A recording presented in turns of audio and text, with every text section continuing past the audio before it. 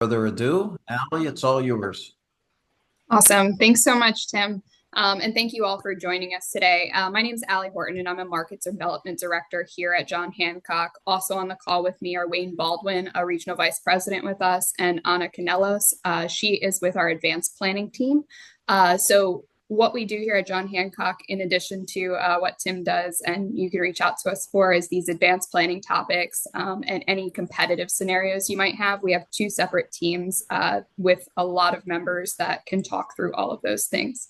So today we're going to be talking about the 2026 estate tax exemption sunset. And one of my favorite, very knowledgeable advanced markets consultants, Anna, is going to be discussing why it's important to know about this sunset, why it makes sense to start planning for it now, and then she'll also share what our team offers to help with the process. So with that, I'll pass it to Anna to allow her to introduce herself further. And then at the end, if anybody has any questions, we'll open up the lines for Q&A. There is also a chat functionality on here. So there is a Q&A at the bottom. If you see it has Q&A with a little question mark. If you do want to type questions in there, when we pop to the Q&A, I will make sure I go through those kind of like an MC. So without further ado, I'll pass it over to Anna. Thanks. Thank you, everybody, for joining us today to talk about a topic that I love talking about, and it's really about the estate tax sunset. But before we sort of look out into the future, I always like to look back at the past, because one of the things that I get asked is, well, historically, hasn't this been a moving target? So I like to start, and I'm not going to go year by year, I promise that, but I like to start at the history of the estate tax. The estate tax was actually created in 1916 to sort of pay for, World War One. The rates ranged between 1 to 10%, and the exemption, so anything over $50,000 was taxed. And so what I love to believe happened at that point in time, where individuals like myself were like, well, if you're going to tax me or my clients at death, we're going to give everything during our life, which is why in 1924, we have a new law that came into effect, and it basically brought forth this gift tax. And that's one of the things that I think a lot of people misunderstand, is that you can either gift during life or during death, but it's not both. And so those are the opportunities that we're going to talk about today. So we're going to fast forward to sort of what I call the modern estate tax. This is when I started. I started in 2000. But back in 2002, you can see that the estate tax exemption was $1 million. Anybody who had an estate greater than $1 million was actually taxed at 50%. And what you will notice is that the lifetime gifting was also $1 million. So again, you could pass away $1 million during life or during death. Anything above that was going to be taxed at a 50% rate. We also have what's called an annual exclusion. So in addition to being able to gift that lifetime exemption, each and every one of us has the ability to gift our annual exclusion. Back in 2002, it was 11,000.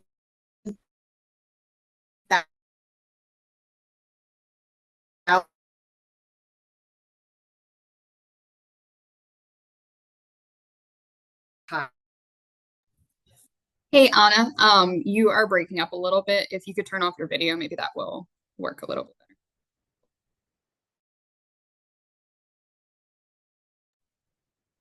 Awesome. Sorry for the technical difficulties, guys.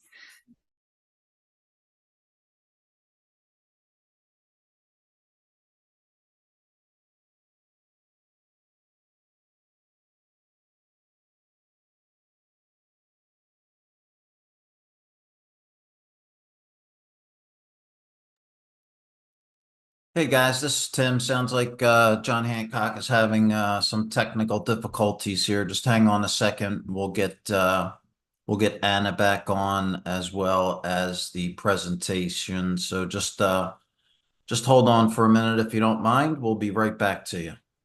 Thanks, Tim. And I'm actually going to share the presentation. If we can't get Anna back on, I'll just keep going with it. We do like to have our advanced team on just so you have another resource, but I can absolutely walk through it with you guys.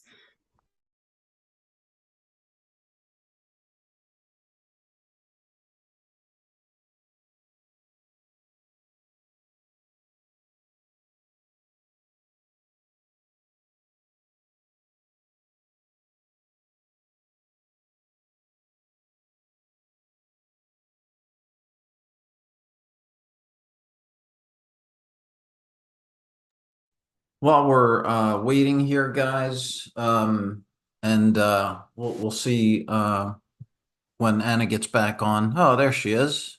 Anna, I, can you hear us okay?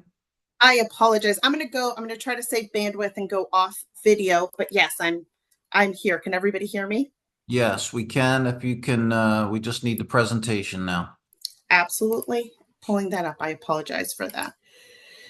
And okay. All right. So you should be seeing my screen and we'll go back to 2010. I believe that's where I left off. But 2010 It It was there was for a disappeared. second, Anna. Now it's gone again. okay.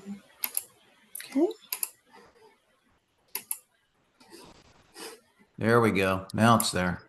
Perfect. Thank you. All right. And so 2010 was the year where billionaires like Steinbrenner, who owned the Yankees, could pass away and there was literally no estate tax. But what I want everyone to remember is that that year, the exemption, the amount that you could gift during your lifetime was $1 million, right? And I think that that's important. And what we've seen is, again, since 2011, the estate tax exemption has been around 5 million. And that leads us up to 2017. 2017, the Tax Cuts and Jobs Act actually doubled the exemption to 10 million indexed for inflation, which brought us up to that 11 million. And that has been increasing, right? So where are we today in terms of the exemption? And that's where today in 2024, the exemption is $13,610,000, meaning that every US citizen is not going to be taxed until they meet that exemption, right? Next year in 2025, this will continue to increase with inflation. We anticipate it's going to be somewhere between 14 and 15 million. But then in 2026, this is going to revert back to and expire. We have a whole slew of provisions, including the estate tax exemption, and that's going to go back down to 5 million index for inflation. Now, as I said, it is not the only provision that is set to expire. You have personal exemptions, tax brackets. So the highest tax bracket is going to go from 37 to 39%. You're going to have 199 cap A gone. The SALT cap on the flip side is also going to be gone. So there's a lot of provisions that are sunsetting in 2026. So the number one question I hear right now that we've looked at it, will the sunset actually occur? And that's where I'll pull out my crystal ball. And historically, once it's increased, it's never decreased. But again, there are other provisions that are sunsetting that, in my opinion, have more sort of leverage. 199 cap A that impacts, right? It has a broader impact for small business owners. We have the political landscape. It's a election year, and again, when we look historically what can happen, we look at the economic landscape, we look at the deficit, we look at all of these things, and most of us in the estate planning world actually believe that come 2026, we are going to see that sunset. So what is the impact, right? And so I love sort of looking at what's the big deal, looking at the back of napkin math, right? Like, so here's where we are. If you have someone who today is worth $20 million, again, they have that lifetime exemption, not going to pay any tax on that. Anything above and beyond that, so $6.3 million, is going to be taxed at 40%. Their estate tax due today is $2.5 million. Fast forward to December 31st, 2025, and you have a couple of variables, right, that impact. Most estates grow, so we have this estate growing nominally, right, to 22 million. The lifetime exemption, we have assumed it's going to be or projected it to be 15 million. So again, the taxable estate is now $7.4 million at a 40% rate. You're going to see your estimated tax of $2.9 million. But here's the big thing. Overnight, December 31st, 2025, January 1st, 2026, separated by just a day, right? You have the exact same estate value, but now your lifetime exemption is going to go down. 5 million index for inflation. We've projected it to be 7.7 million. That means that your taxable estate overnight has almost doubled to $14 million. And at a 40% rate, you have $5.9 million worth of estate taxes. Uncle Sam gets $2.9 million in taxes overnight. So you can see how those who currently have an estate tax problem are going to have a greater estate tax problem, but we're going to have all these individuals, right? Anyone between $5 to $10 million who all of a sudden are going to be subject to a federal estate tax. And so that's what we're talking about. That's the opportunity, and that's what we need to be sort of discussing with our clients. And again, the story doesn't end there. We're trying to get appreciation outside of the estate. This liquidity need, this $2.9 million, right, December 25th or 5.9, that is due 9 months after the date of death, right? And so that's cash, right? You're not paying it with, LLC interest. You have to pay it in cash. There's also creditor protection that a lot of these individuals want. And while tax laws are unpredictable, the number one thing that we can't predict is changes in health. We all become uninsurable at some point in our lives. We just don't know when. So again, one of the best ways to solve for this type of, estate tax problem is to put money into a trust outside of the taxable estate and fund that with life insurance. So let's talk about how we can sort of plan for this estate liquidity need, right? So we can work with these exemptions and exclusions. We can try to gift as much as we can, right? And again, today it's a use it or lose it. Today, not only do you have an exemption for federal estate tax purpose, but you also have a gift tax exemption. So today you can gift over $13 million, right? And if you're married, you have what's called an unlimited marital deduction, meaning that you can transfer as much during life or during death to your spouse as long as they're a U.S. citizen. There are other things that we can do to reduce estate taxes. We can give to charity, right? We can try to use annual exclusion gifts. But again, the goal is to try to avoid that 40% estate tax, because that takes the legacy and depletes it very quickly once you meet that exemption. And again, the only way to pay for an estate tax liability is cash savings. If you have assets, you have to sell those assets or life insurance, right? And so that's where life insurance and that influx of liquidity is really palatable for these high net worth clients. So here's where we are, and these are the things that we talk about every day. In addition to trying to reduce estate taxes, we're also trying to pay for estate taxes. So we'll incorporate giving, charitable giving, and gift tax strategies. And again, life insurance can be a useful tool when we use it in connection. So trusts are excellent ways to own life insurance, because anything in an irrevocable life insurance trust will be outside of the taxable estate, right? We don't want to compound the estate tax problem. And there's two ways to fund a trust. First one is you can jump in and make the gift. And again, we have the highest lifetime exemption gift today. That is the opportunity that we have before us, right? As well as our annual exclusion gifts. But for those individuals, and again, this is an election year, a lot of people are sitting on the sidelines. Sometimes they don't want to jump in and make the gift because that's an irrevocable gift. And so the great news is that we can test the waters and we can leverage a financing technique. And so we can fund trusts through multiple ways of financing. And I'll cover some of those high level, but these are the two ways that we can fund trusts. But again, the opportunity is try to convince the client to make the gift. That's possibly the best way to get that, especially since that's also going to go down.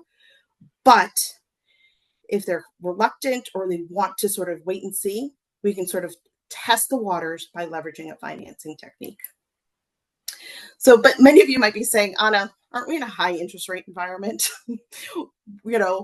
I love a financing technique, as it doesn't, create having to liquidate or give up control of assets. We can, because some of our clients are comfortable using leveraging techniques. And again, for some of our clients, the gift exemptions may have been exhausted or they're earmarked for other planning needs. So the great news is that even in a high interest rate environment, we have multiple options that we can plan on. And today, the one that's sort of the most popular, given where interest rates are, I would say is private split dollar. And that's because the interest rate component, I'm not going to go into it, but the interest rate component is based off of what we call an economic benefit. It's basically how much does it cost to rent that life insurance. Think about it like a 1-year term. That is not correlated with interest rates. And so that, even though it's sophisticated, even though there's some, moving targets with that, that can be a really, really great way to fund a policy today, to fund that trust. And then you do all your planning, because here's the other thing too. A lot of the attorneys, the estate planning attorneys that I'm talking to, are sort of getting really busier, and it's only going to get worse, right? And so right now is the time to book appointments, to get appointments. These are not done overnight. They should be done very thoughtful. And so this gives us an opportunity to fund them. But should 2025, December 31st, we can forgive notes. And then there are other options such as private financing, sale to a grantor trust, even premium financing that we can explore as well.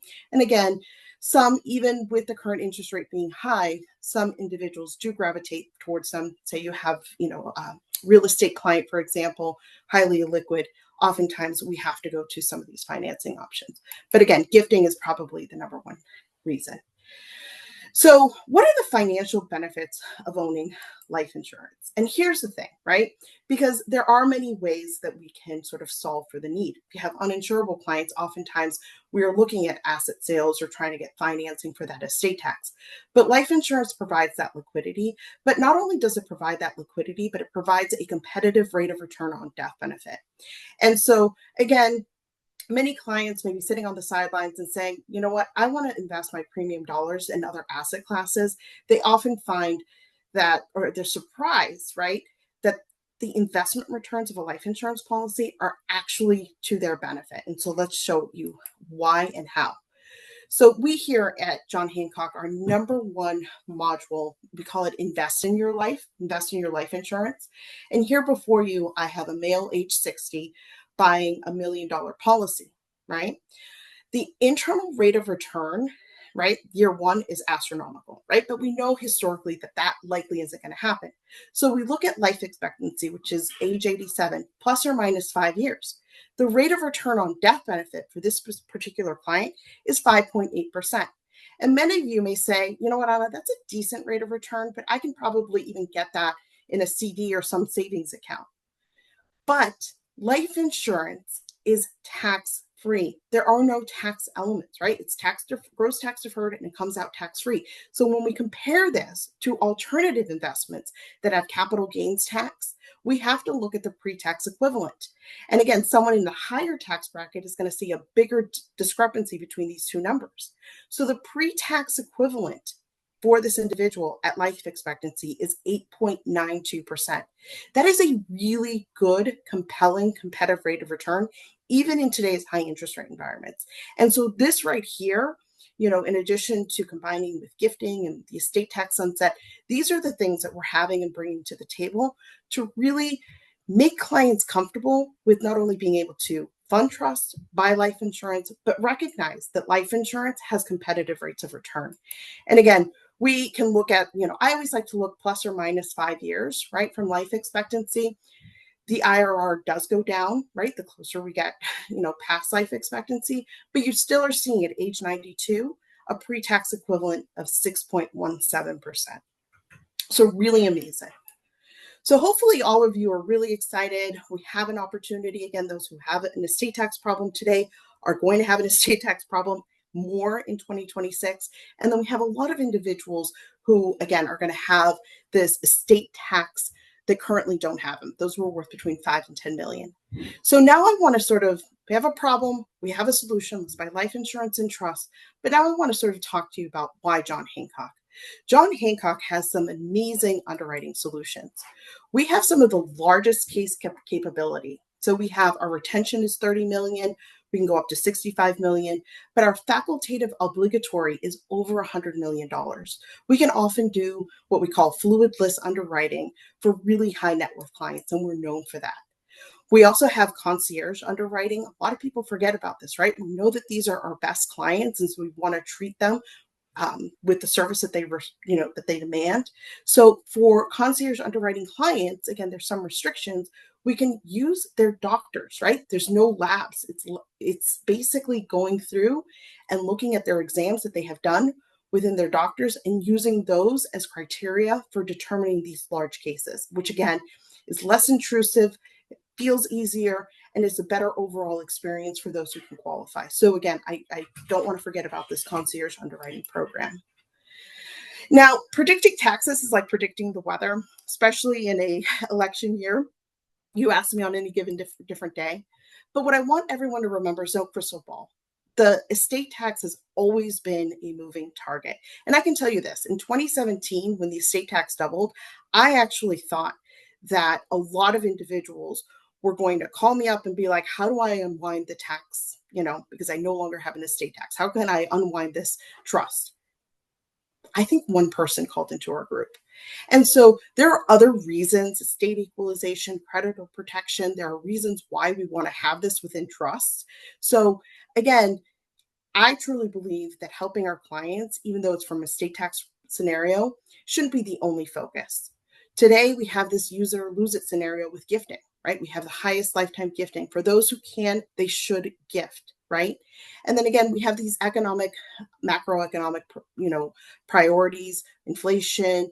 So there are ways that we can, again, help mitigate that, especially with life insurance. So high net worth clients will continue to need tax advantage solutions for income and legacy planning, making their planning whole. And again, mitigating transfer costs through planning enables clients to increase what their beneficiaries receive, making their legacies whole, right? When I talk to these clients and they realize that anything over that exemption is going to be taxed at 40%, they see their legacies, their hard work, and they want to do planning to help mitigate that. And I'll end with this. We do.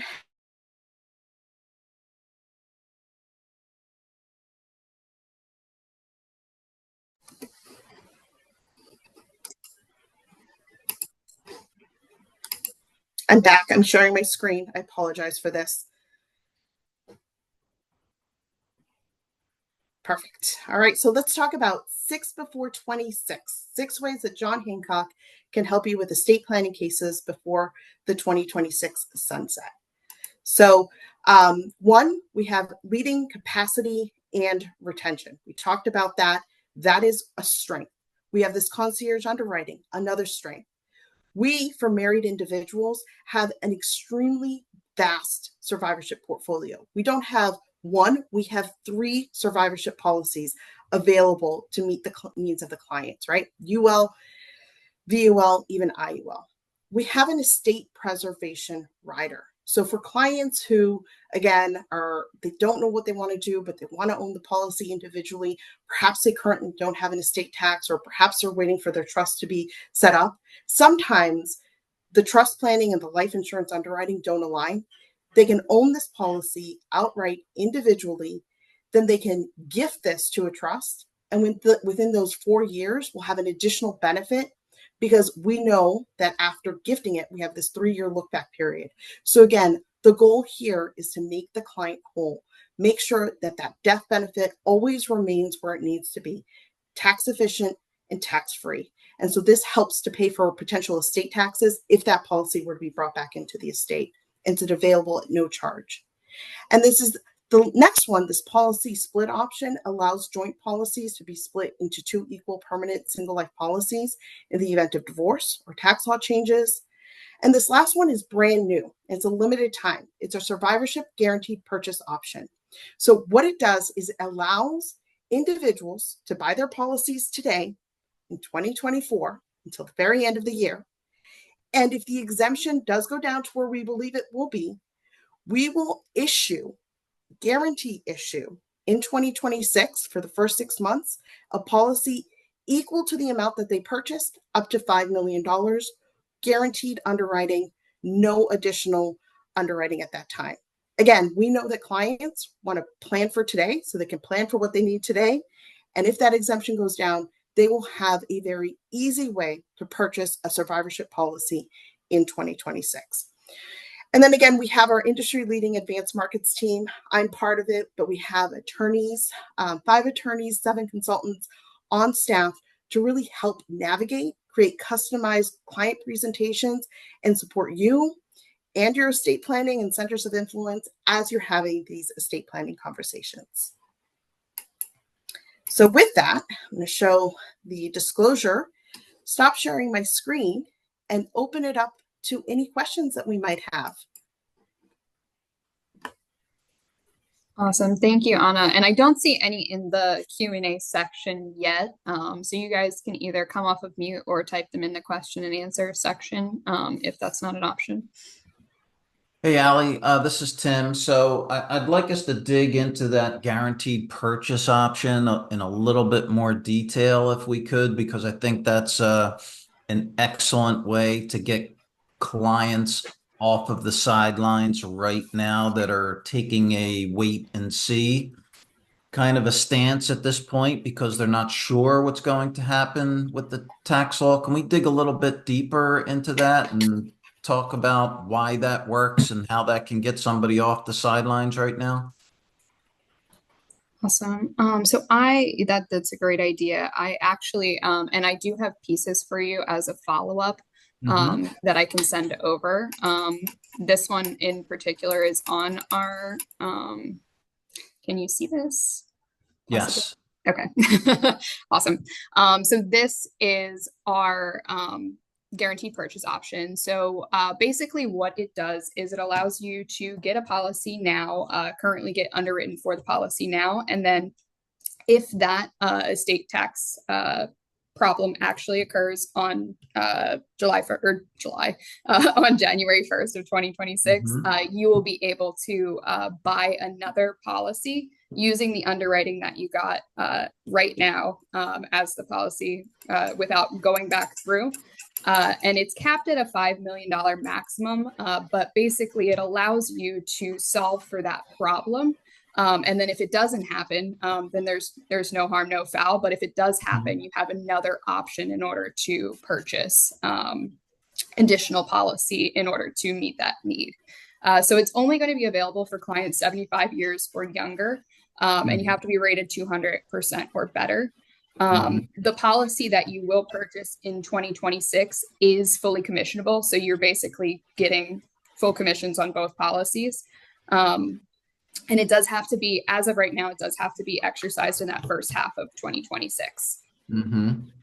So So here's, I guess, kind of how the conversation might go with the client. They may say, hey, we're not sure what's going to happen with the estate tax exemption. We're just going to wait and see. But the risk of that is that they have no idea what their insurability is going to look like in a year and a half from now. So the idea is, hey, let's get you locked in right now while we know that you're insurable and for an amount that will cover your estate tax as it stands right now, based on the higher exemptions that you have. And then, if in fact in January of 2026, the exemption goes down and all of a sudden, like we're seeing on the screen now, your estate tax doubles, then you have the ability at that time to buy additional coverage up to 5 million without underwriting. So that's a way to get your clients off the sidelines right now and get them insured while we know they're insurable at this point and not take that insurability risk over the next year and a half, not knowing what's going to happen with their health. So I think that is like a fantastic benefit that we can take advantage of right now to get your clients off of the sidelines and get them some coverage now while they can. Yeah, and Tim, I will just chime in and say, like in this example, they need currently 3 million with that high exemption, right? So you buy $3 million today, and then January 2026, now you need, to cover 6 million, so you can buy that extra $3 million, right? It's the same base amount in Mhm. 2026 to cover that full exemption.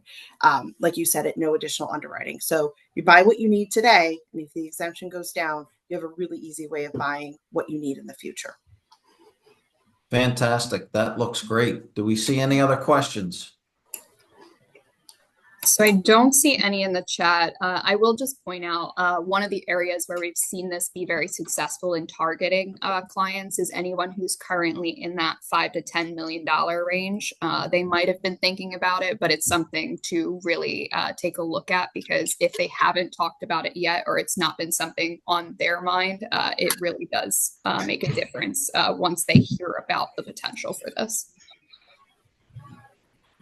Great. Great. Anything else, guys, we'd like to add before we finish up here?